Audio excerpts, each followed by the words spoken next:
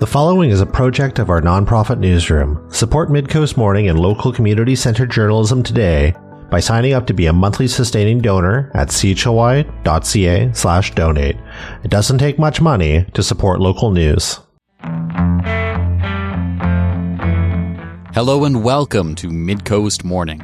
I'm Joe Pugh. The Bicycle Film Festival is returning to Nanaimo this Saturday. A collection of films related to cycling will play at Malaspina Theatre starting around 6:15.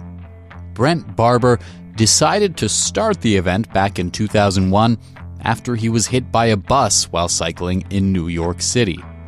I got in touch with him to hear more about that story and about bringing cycling cinema to Nanaimo. My name is Brendt Barbur. I'm the founding director of Bicycle Film Festival based in New York City and visiting cities all around the world, including Nanaimo. So if I go to the Bicycle Film Festival this weekend in Nanaimo, what can I expect to see? Well, I like to think you're going to see a lot of people who had rode their bikes there and a lot of nice, friendly, enthusiastic, excited people in a screening room ready to see some films. And these films are about different people who ride bikes. The bike itself is not the most important thing, although it is the star of the show. Sometimes that theme or that story is really important. And you have films shot all around the world, from Kyrgyzstan to Canada, Iran, and the United States, of course. So we also have a very special guest from a director of a film all the way from Vancouver, Mashid Hadi. And that's supposed to be a surprise, by the way. So don't tell anyone, but she's going to be attending and she'll be there. So you guys have the scoop, because I just remembered as I was saying that, but I'm not going to go back now. So anyhow, she will be there introducing her film, and it's quite a remarkable story. It's kind of her odyssey, kind of as a woman, defying oppression of Iran, literally getting out of there and coming to Canada. And the bicycle is like this place of, peace and respite for her. And you see the film, you'll see more about this. It's really kind of cool.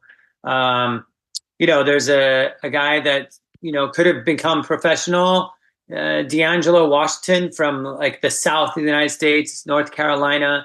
And he, gets injured. He's not going to be able to play baseball. That's been his dream forever. But he discovers he can cycle, and they can have that same kind of physical experience on the bicycle. And he loves it so much, he wants to share it with the local people where he's from. He's a Black American who, wants to share it with some of the kids who maybe don't have the opportunity to discover cycling and show them a new world of mountain biking. Where, like, when's the last time you don't see a lot of Black people in those spaces, and those spaces are now being opened up rapidly, and it's really cool to see. I want to go back in time. So you're riding your bike in New York City. You get hit by a bus.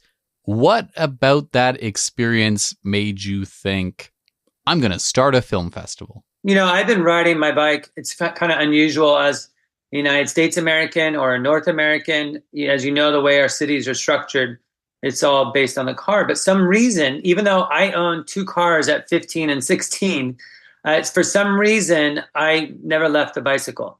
And I just find it as the best way to get around. I just love it. It's that place for me where I gain some peace.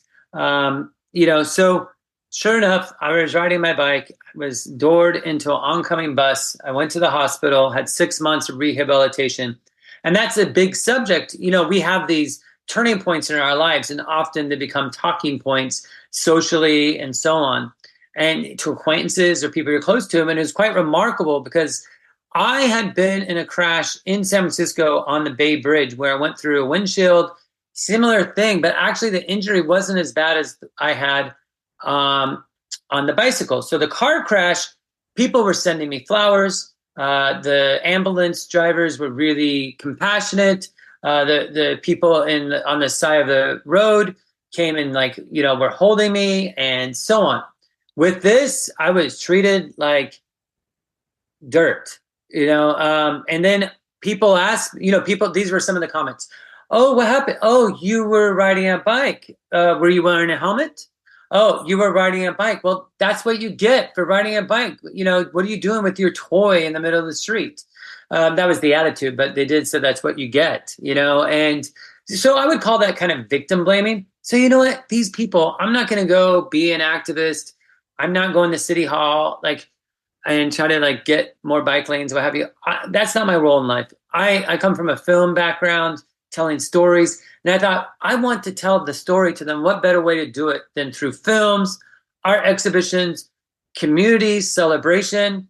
And I thought, I was just going to do this for 1 year. I went to, this place in New York City called Anthology Film Archives. Jonas Makis, who's considered, if you guys don't know him, please get to know him. He's passed away now. He was in his 90s, but when he was in his 70s, he helped me start the Bicycle Film Festival. This is a wonderful, inspiring man. He helped Andy Warhol. That's how old he was. He helped Andy Warhol with his first films. He introduced Lou Reed to Andy Warhol. That was the beginning of Velvet Underground. He helped John Lennon and Yoko Ono when they first moved to New York. This guy is just behind the scenes. He's known as the father of independent avant-garde film.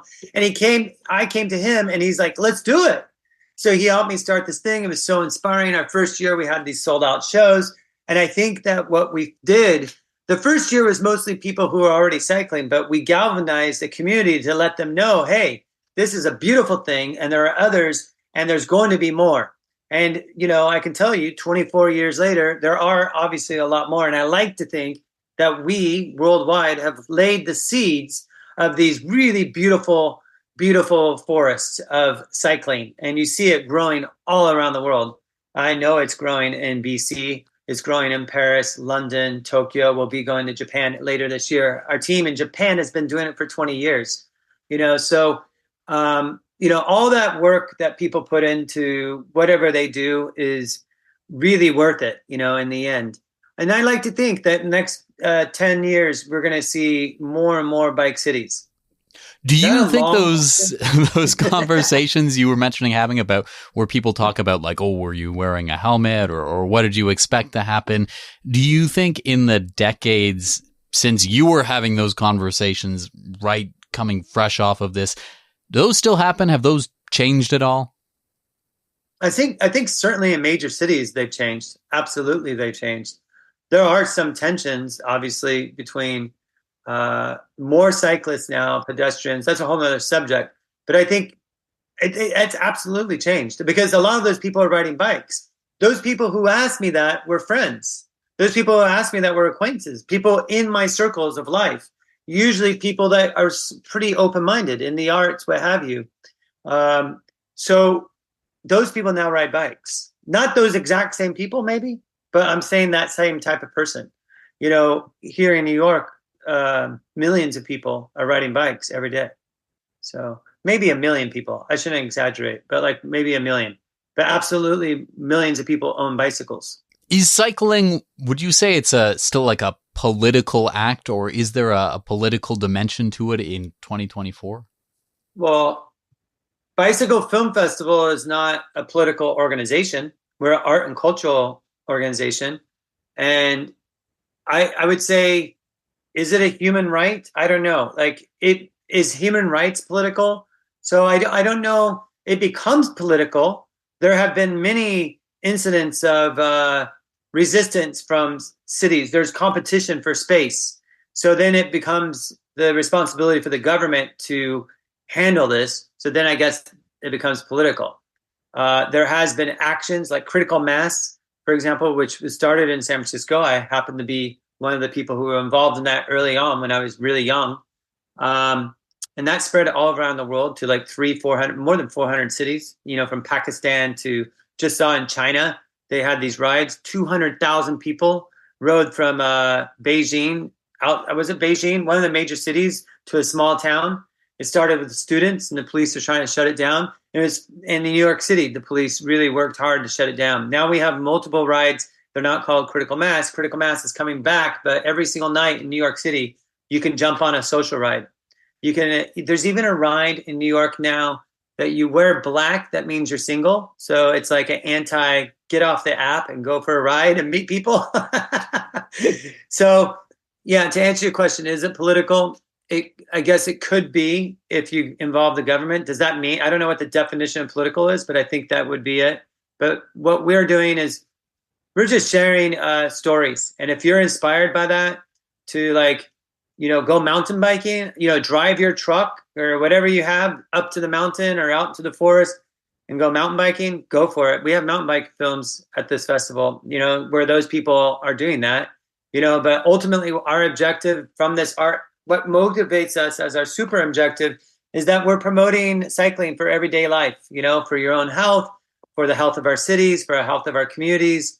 And I think it's a wonderful thing. We're not anti-car, we're just pro-bike over here, Right now, November, we're heading into winter. Here in Nanaimo, that means a lot of days where the temperature is in the single digits Celsius, a lot of days where it's raining.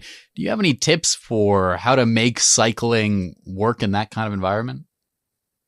Yeah, I'm not the best. I'm sure, obviously, I have some answers, but I'm not the best. Like, get this gear, get that. I do have 12 bikes, and those bikes that we've been sponsored by so many companies. So I'm really happy with our stable of bikes. And the reason I kept all those bikes because we have so many visitors. There's a bike for everybody. So if you come to visit us in New York, give us a call. So I would say yes. It's not that hard to do riding throughout the winter. If they can do it in Edmonton. There's quite a big bike scene, apparently, in Edmonton. We've had the movies. And Edmonton is a lot colder than New York or Nanaimo. So if they do it there, you guys could do it there. I think it's just being really prepared, covering up your hands, your head, giving those gloves on, a nice hat, and even like your nose down over your mouth. And it could be you don't have to spend a lot of money. You can spend a lot of money if you want because there's all that gear out there. There's high-tech this, high-tech that. But, you could just do it old-fashioned. Get a big scarf or a sweater, wrap it around, the arms of the sweater, get your face and your nose and your mouth warm and your head warm and your hands warm. I think you got it, Good footwear maybe helps a lot too, so. Going back even to maybe before you started this, did you have any favorite bicycle-related major feature films from Hollywood or from the world cinema abroad? I love this question. In fact, the radio listeners can't hear me shaking my head. Yes, I love this question. In 1979, I'm aging myself. 1979, there was a great film that came out. There's about 5 Hollywood films that came out in the 80s or 1979. I'll name all 5 and I'll tell you the one that really influenced me. BMX Bandits from Australia, that was Nicole Kidman's first film. I was really into BMX as a kid. Rad, which now I'm friends with a lot of the people who were in that film. I think I can't remember where in Canada, but that was shot in Canada. Rad has Yo Adrian and Rocky. It's Francis Ford Coppola's sister. Her and her husband produced that. Jason Schwartzman is their son. They're now re-released it. It's a lot of fun. Rad is really kitschy, a lot of fun. Quicksilver, bike messenger movie, really funny because it's supposed to be set in San Francisco, but they also shot it in New York as well, which is quite obvious if you grew up in San Francisco like myself and live in New York. And then American Flyers. It's I think Kevin Costner, if I'm getting that wrong. You guys can look that up. Kevin Costner, Colorado racers, really touching story. And the one that really had an influence on me, which I think kind of is really a masterwork, and it won an Oscar Academy Award for Best Screenplay. It's called Breaking Away. It's a coming-of-age story of a working-class guy whose father worked in the quarries, hence the name Cutters. And, he wants to be Italian because the best bikes in the 70s and maybe still today, right? So some of the best bikes in the world were Italian bikes, all handmade, beautiful, romantic era of cycling. Everything was, your shoes, your clothing was all handmade and fit to you as a professional cyclist. And so he wanted to be Italian, and he realized that's not who he was. And the story is amazing. The father, the juxtaposition of a young man who's really into cycling from the Midwest of the United States, Indiana, Bloomington, Indiana. And his father was a used car salesman. So it's just like really, really incredible story, talking about a lot with a light-hearted vibe throughout, but with a really deep message about class, about friendship and family, and also own your own self-identity and coming of age, which could apply to anybody at any point in their life. We all come through, times in our life where, obviously coming of age could be, just out of high school or what have you, but you're in your 50s, you're coming of age. It's a new period in your life. You're not so young anymore, but you're not older. So there's different levels of life that we can relate to this film. And yes, that film really influenced me to understand that, storytelling is really important, and that Bicycle Film Festival can just touch people in a little way. When I started, I was very proud that we played the 30th anniversary of the film in London, and also in Los Angeles. We had the cast and the actors, and Dennis Christopher, who's the star of that film. He still acts today. He's not like one of the bigger actors, but he's in every Tarantino film. And, so check him out. He's a good guy. Oh, that's really interesting. I mean, Italian bicycles, the theme of a father and son, like it reminds me of the one bicycle movie that comes to my head, which is Bicycle Thieves, or The Bicycle Thief. Oh gosh, how did I miss that one? But maybe you said Hollywood. So yeah, Bicycle Thieves is a masterpiece. Thank you for mentioning. Midcoast Morning is made possible by the Community Radio Fund of Canada and generous listeners like you. Support and grow our nonprofit newsroom project today at chly.ca/donate with a monthly or one-time donation. With your support, we can expand Midcoast Morning from 2 to 3 original programs per week to cover local news, current affairs, and arts and culture. Today on the program, I'm speaking with Brendt Barbur, founder and director of the Bicycle Film Festival. It's an annual program of films all related in some way to cycling. Screened in more than 100 cities, the festival is visiting Nanaimo's Malaspina Theatre this Saturday. Doors will open at 5 with the films starting around 6:15. There will even be a bike valet for people who cycle to the event. What do you notice about creating kind of like a catalog each year, a program each year of films from around the world? What do you notice in terms of things cycling in the world has in common, things that are different? I think there's like things are different in how you approach terrain and geography. Obviously, like it rains a lot in Nanaimo. And a lot of people in these places will say, oh, cycling's never going to get big here. It rains too much. And I say, well, Portland, that could be somewhere in the UK, up in the north, oh, cycling's never going to be. Well, have you heard of Nanaimo? It's getting bigger there. Have you heard of Portland or Seattle or Vancouver for that matter? So it's a very, so I see that happening. Sometimes people don't believe it could happen there because, oh, we're not Amsterdam. We're not flat. But Amsterdam has the coldest winds that you ever felt. Oh, my gosh. It's really cold in Amsterdam, but Amsterdam's this really big biking city. Almost everybody rides bikes. There's more bikeways than carways, so to speak, or roads for cars.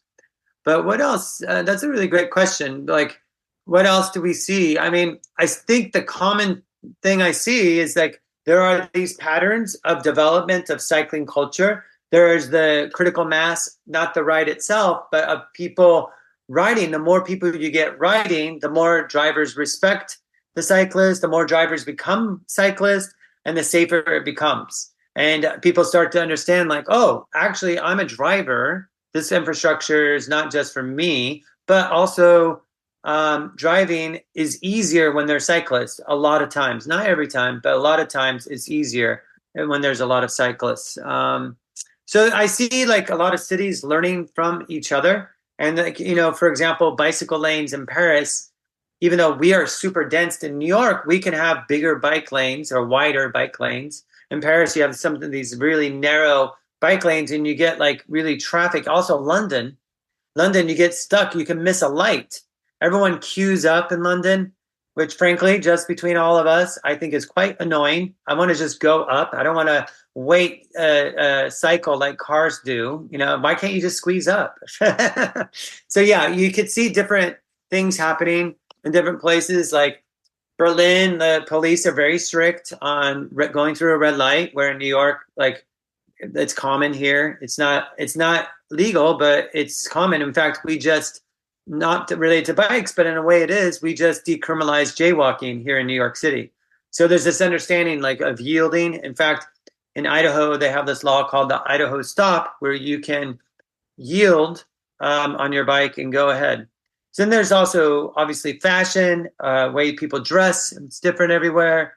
Type of bikes people use changes everywhere. Like in New York, on the underground culture, for many years, for decades, within the hip hop culture, if you remember Spike Lee with the Brooklyn cycling cap with Michael Jordan. I don't know if you film fans out there might remember Spike Lee, Do the Right Thing. Anyhow, that's from hip hop culture and fixed gear culture. So that's a style of riding. It comes from Black and Caribbean and hip hop culture that's gone gangbusters all around the world, from messenger culture on. Now you got these young guys picking up a skateboard or a fixed gear bike, where in Asia it's really huge as well. So yeah, you're just getting all these different places and different styles of riding. People start to identify with cycling, so they pick up a style. But then as it gets bigger, maybe it's just a way to get around. It's like utility. So maybe you don't identify as a cyclist as much. It's just what you do. In the same way, if you drive your car, you're not like, oh, I'm a car driver. But people do, like in LA, they definitely identify with the car becomes status or whatever. I think cycling, that's happened a bit, which is kind of cool. That's happened in that people are identifying themselves as cyclists as opposed to, I ride my bike to work or whatever. Yeah, people absolutely drive. I identify myself as a cyclist or a part of the cycling community. Absolutely. But I think as it evolves, for sure, less and less people will say I'm a cyclist, because it's just normal. Everyone's riding bikes. Okay, let's say I'm not a big cyclist. I maybe don't even ride my bike to the grocery store or whatever. And there's this bicycling film festival happening in my town on the weekend. What would you say to sell me on it? Why should I check it out? Well, I know that our audience in many of the big cities, I mean, the festival itself is like 5 days. We have art exhibitions, concerts. That happens kind of organically, where the audience is about 60% cyclists, 40% not. So I think that anybody that enjoys storytelling, films, like going out with people, it's a very friendly. I find that the cycling community, I go to a lot of different film festivals that have nothing to do with bikes. I do have a life, I find the bicycle culture, all film festivals are very friendly in general. So if you go to any other film festival, you would enjoy this. Or if you love films, or you love storytelling, or you're just curious, like why does this thing exist 24 years and travel around the world? What's happening here? So I think that's our argument. I don't think we need to sell it. I think it's going to sell out, but I would love people to go. That I don't like it when we're preaching to the choir, so to speak. And we're not really preaching. I think you're really going to come and explore. You're going to see something you have never seen before. That's for sure. We don't only hire cyclists here. We hired someone recently that doesn't ride bikes, and they're blown away. They can't believe it. There's like, wow, this whole culture, like they thought they knew it, but then there's in those films tell you the story of these amazing people, and there's a lot of portraits and communities. Like Road from Caracol, this is like a tribute to this guy. Kyle, he's passed away now. So it's been 10 years. So we play in this film, but he went by himself to this Central Asian wilderness and then climbed a mountain. He got there on his bike and then climbed this mountain and came back down and rode his bike back. It's just like he crossed these raging, huge rivers with these ropes. He had all this stuff hanging. If he just slips, he's done. He's done. So it's like a really adventure. Then there's like a film that I find quite funny. I don't know if it's intended to be funny, but it's really well made. And they follow this theater troupe that's doing outdoor theater in the summer of New England, the United States. And they're riding their bike from place to place. I just get a kick out of that film. That's really fun. And so there's something for everybody. You know, there's like really Meg Fisher, who's lost one of her legs. She's a Paralympian, and her girlfriend made a film about her at Leadville, which is a big race. So, you know, there's this really inspiring, uplifting things happening over at the Bicycle Film Festival. Is there anything else you think it's important to bring to the conversation or to let people know about the festival? No, I would say, you know, I would like to invite everybody to come to New York next July for the party of the decade or of the century so far. It'll be Bicycle Film Festival in New York City. So be there or be square. Brendt Barbur is founder of the Bicycle Film Festival. The festival is having a screening in Nanaimo this Saturday at the Malaspina Theatre. Doors will open at 5. The films are set to start around 6:15. That's our show for the day. Thank you for joining me. I'm Joe Pugh, host and producer of Midcoast Morning. Jesse Woodward is our executive producer, and Arby Frew is our technical advisor. You can sign up for CHLY's newsletter at chly.ca/subscribe for updates from our nonprofit newsroom and more. Our theme song is First One by local Nanaimo band Waste Management. If you have a story you'd like us to cover, email us at news@chly.ca. That's all for now. I'll talk to you on another Midcoast Morning. Midcoast Morning would not be possible without the funding of the Community Radio Fund of Canada's Radio Meters program and listeners like you.